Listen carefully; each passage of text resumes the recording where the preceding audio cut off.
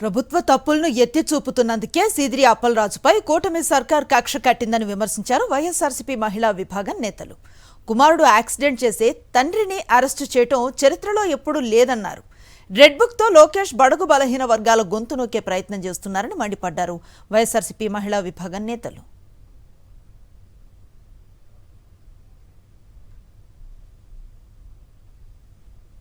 ఇదే అంశానికి సంబంధించి మరింత సమాచారం మా ప్రతినిధి నాయుడు విశాఖ నుంచి అందిస్తారు. ప్రజా సమస్యలపై పోరాటం చేస్తున్న బీసీ నాయకుల గొంతు నొక్కాలని చెప్పి కూటమి ప్రభుత్వం భావిస్తుంది. దీనిలో భాగంగానే మాజీ మంత్రి శ్రీధర్ అప్పలరాజు మీద తప్పుడు కేసులు పెట్టారనే అభిప్రాయం సర్వత్రా వినిపిస్తుంది. ఇదే అంశం మీద మనతో మాట్లాడడానికి వైఎస్ఆర్సీపీకి సంబంధించిన నేతలు ఉన్నారు. మేడం చెప్పండి. కురుపా నియోజకవర్గానికి సంబంధించినటువంటి ఎవరైతే జనసేన ఇన్ఛార్జ్ ఎవరైతే ఉన్నారో కడ్రక్ మల్లేష్ అని చెప్పేసి ఆయన ఎస్టీ కమిషన్ మెంబర్ కూడా, ఆయన ఉదయం 5 గంటల ఆ టైంలో అతను ఒక్కడే కారులో డ్రైవ్ చేస్తూ అక్కడ పాపం రేపొద్దు నిర్మూలన అనగా ఒక స్వామిని, అయ్యప్ప స్వామాల్లో ఉన్నటువంటి ఒక వ్యక్తిని గుమ్మ విలేజ్లో డైరెక్ట్గా హిట్ చేసి స్పాట్ డెడ్ అనమాట.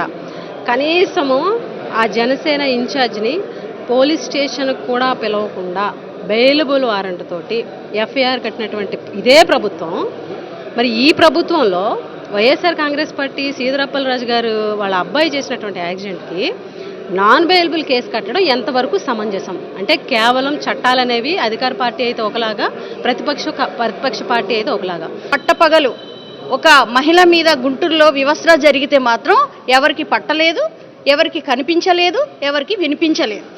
కానీ ఈ విషయంలో గుచ్చి అక్కడ ఉన్నటువంటి ఎవరైతే మంత్రి అచ్చెన్నాయుడు గారు కానివ్వండి, లేదంటే సెంట్రల్ మినిస్టర్ అయినటువంటి రామ్మోహన్ నాయుడు గారు కానివ్వండి, ఇదేనా మీ రాజకీయం? కక్ష సాధింపు. ఈరోజు మీరు ఏమీ చేయలేక మా నాయకుల పేర పడి తప్పుడు కేసులు, కొడుకు తెలియకుండా ఒక దురదృష్టవశాత్తు అనుకోకుండా ఒక యాక్సిడెంట్ జరిగింది, మరణించారు, అది తప్పే. కానీ కొడుకు యాక్సిడెంట్ చేస్తే తండ్రిని తీసుకొని వెళ్ళి అరెస్ట్ చేయడం ఎంతవరకు న్యాయం అని చెప్పేసి మేము అందరం కూడా అడుగుతా ఉన్నాం. ఒకటే ఛాలెంజ్ చేస్తా ఉన్నాం, మీరు వైసీపీ నాయకుల యొక్క గొంతులు ఎంత నొక్కినా, ఎంత అణిచివేతకి గురి చేస్తామని అనుకున్నా కూడా ఇంత ప్రజల వైపు మేము నిలబడతాము.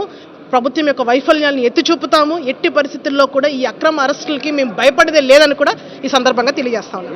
తెలుగుదేశం పార్టీకి సంబంధించిన, జనసేన, బీజేపీ పార్టీలకు సంబంధించిన నాయకులు యాక్సిడెంట్లు చేస్తే ఒక విధంగా కేసులు నమోదు చేస్తున్నారు. అలాగే వైఎస్ఆర్సీపీకి సంబంధించిన వాళ్ళు కానీ, వాళ్ళ కుటుంబ సభ్యులు కానీ యాక్సిడెంట్లు చేస్తే మరో రకమైన కేసులు నమోదు చేస్తున్నారని, ఇదంతా కూడా రాజకీయ కక్షలో భాగంగానే జరుగుతున్నాయని చెప్తున్నారు. కెమెరామెన్ అప్పలరాజుతో నాయుడు, విశాఖపట్నం నుంచి. మరిన్ని అప్డేట్స్ కోసం ఛానల్ ను సబ్స్క్రైబ్ చేయండి. నోటిఫికేషన్స్ కోసం బెల్ ఐకాన్ పై క్లిక్ చేయండి.